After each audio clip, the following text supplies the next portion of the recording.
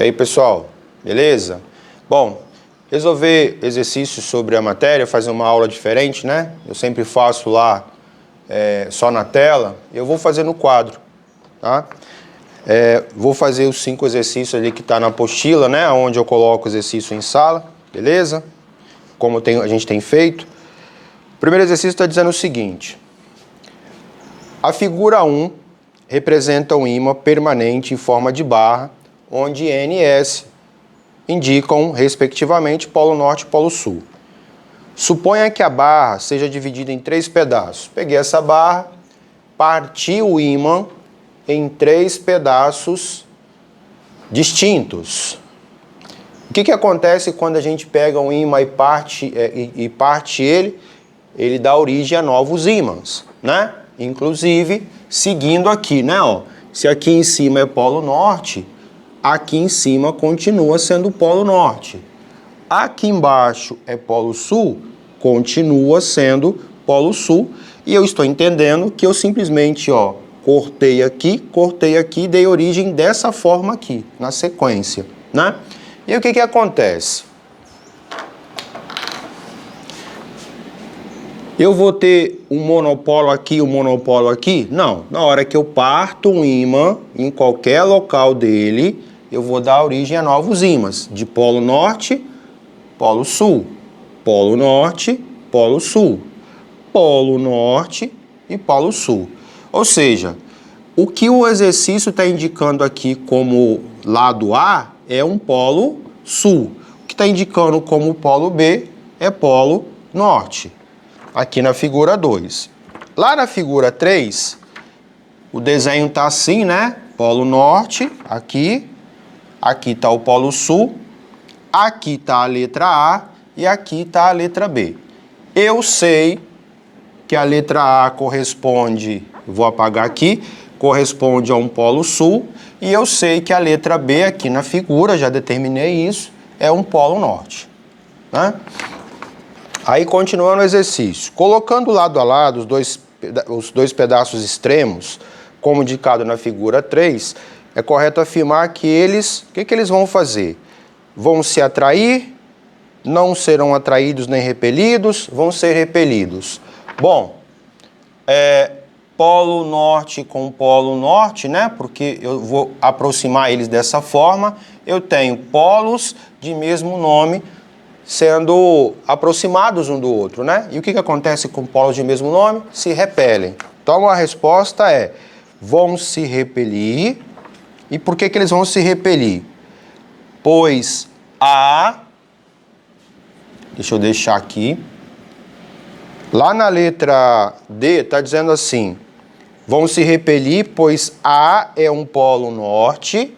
Não, A é um polo sul. Na letra E estão dizendo: vão se repelir, pois A é um polo sul e B é um polo norte. Correto, né? Então, aqui no primeiro exercício, a alternativa certa é a letra E. Por quê? Porque eu estou aproximando os ímãs de modo que os polos de mesmo nome estão sendo aproximados, porque eu determinei que A é polo sul e B é polo norte. Então, a alternativa certa aí é a letra E, ok? Número 2. Eu tenho 3 barras AB, CD, EF, aparentemente idênticas. Então, vamos lá para o exercício 2. Eu tenho 3 barras idênticas. Aparentemente idênticas, quer dizer. Então, vamos lá.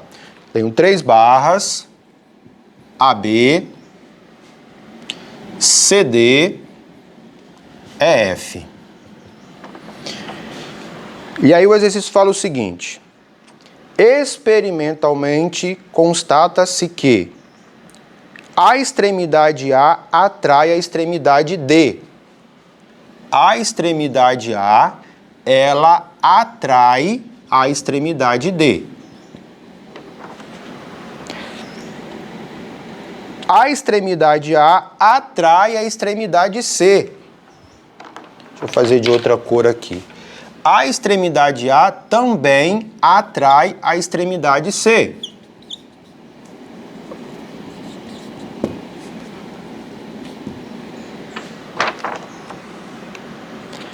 A extremidade D repele a extremidade E. A extremidade D, ela repele a extremidade E.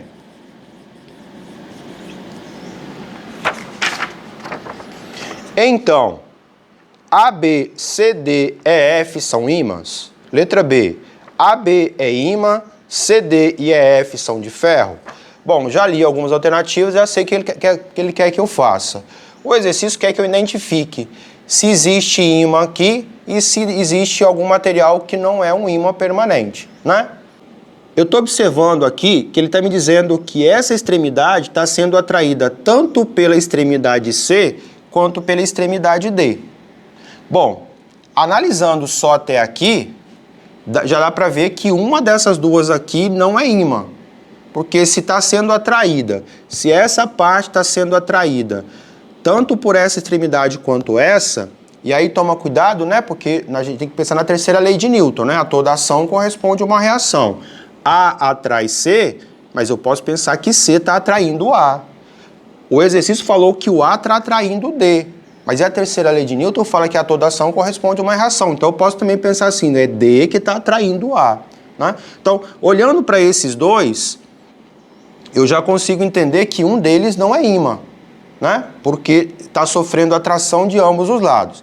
Aí na terceira alternativa está dizendo assim, ó, esse cara repele esse.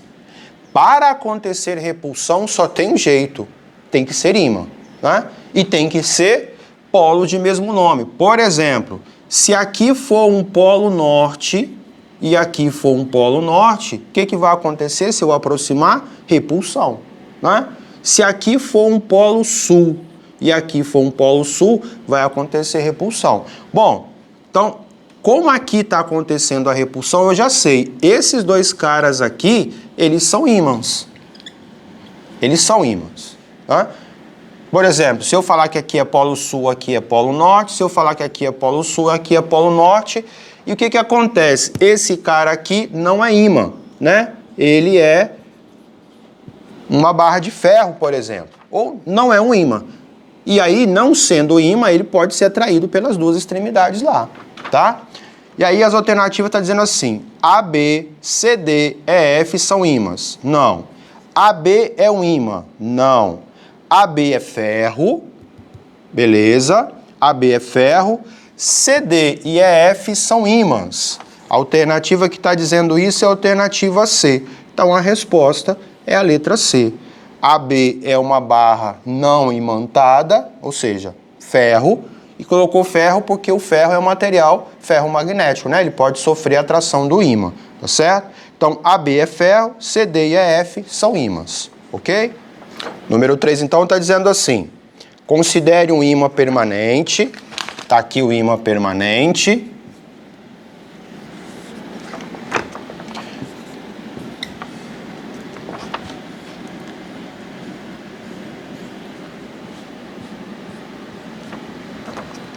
polo sul, polo norte, e uma barra que ainda não está imantada. O que é imantar? Lembra lá que eu falei sobre os setores, né, dos ímãs, dos microímãs, né?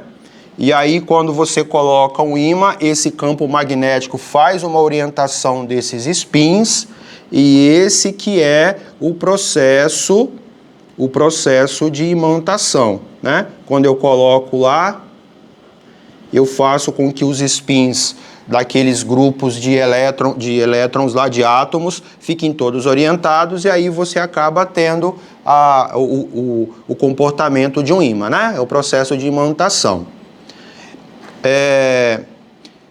Uma dica para você lembrar disso aqui, faz analogia com a corrente elétrica. Lembra que eu falei que o que é corrente elétrica? Os elétrons se movimentando de forma desordenada, quando eu coloco lá o campo elétrico, ele orienta. É mais ou menos a mesma coisa, né? Os spins estão todos desorientados, quando eu coloco o campo magnético, ele dá uma alinhada nesses spins, né? E aí você tem a manifestação da propriedade magnética. Se você quiser fazer uma analogia para lembrar, né? Bom, ok então. Deixa eu apagar aqui.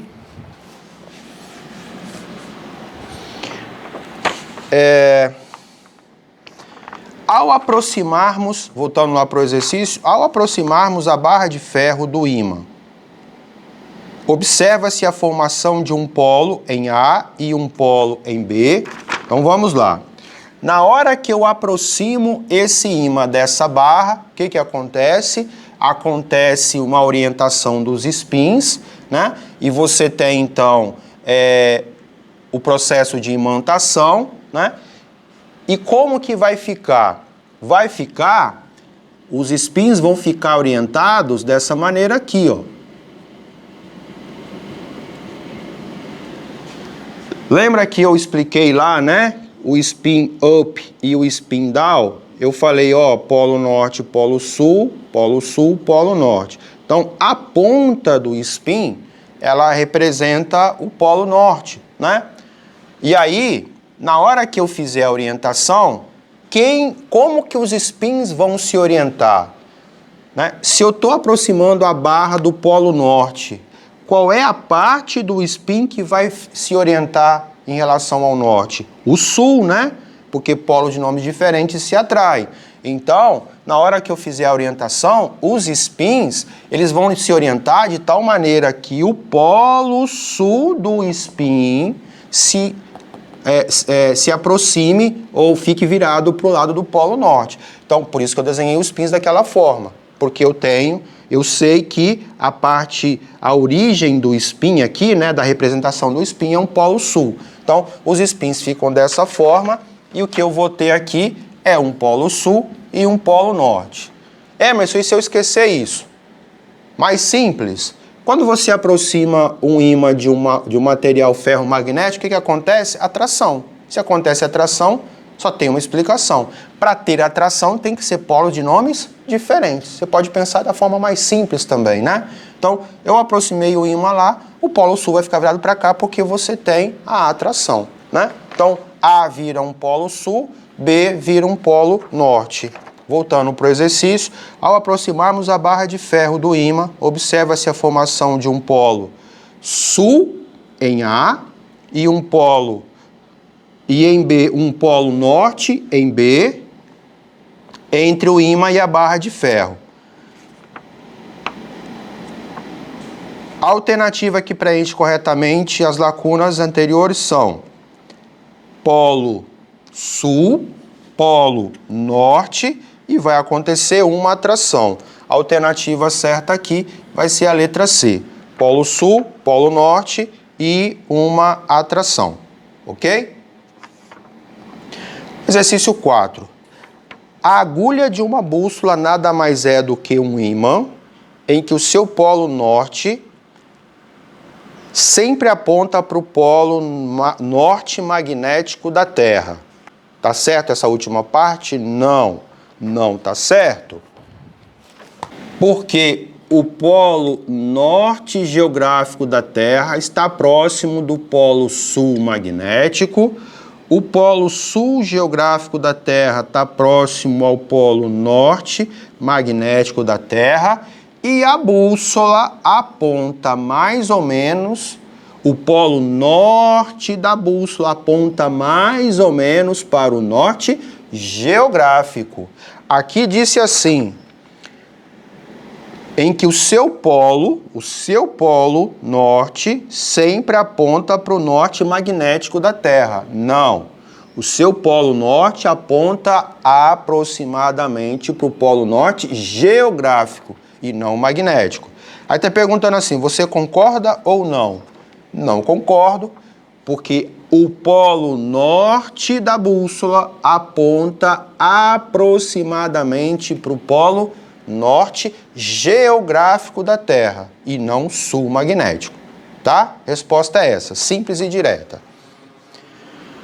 Número 5. Aproximando-se um ímã de uma bolinha de aço, observa-se que a bolinha... Então, se eu pegar um ímã e aproximar de uma bolinha de aço, o que acontece? É repelida pelo polo sul e atraída pelo polo norte? Se eu pegar uma bolinha de aço e aproximar daqui ou daqui, ela será atraída por ambos os polos, né? Porque se eu coloco aqui, próximo desse, os spins dela vão se orientar assim, ó. Os spins vão se orientar dessa forma. Polo norte do spin vai ficar para o polo sul, vai acontecer a atração. Se eu aproximar do polo sul, do polo norte, os spins vão se orientar assim, de modo que o polo sul fique virado para o polo norte e vai acontecer a atração. Ou seja, em ambas as situações vai sofrer uma atração, tá? Então a letra A está errada. A letra B é atraída pelo polo sul e repelida pelo polo norte? Não. É repelida pela região compreendida entre os polos? Não. É atraída por qualquer um dos polos? Isso aí, letra D. Ela é atraída por qualquer um dos polos. Beleza?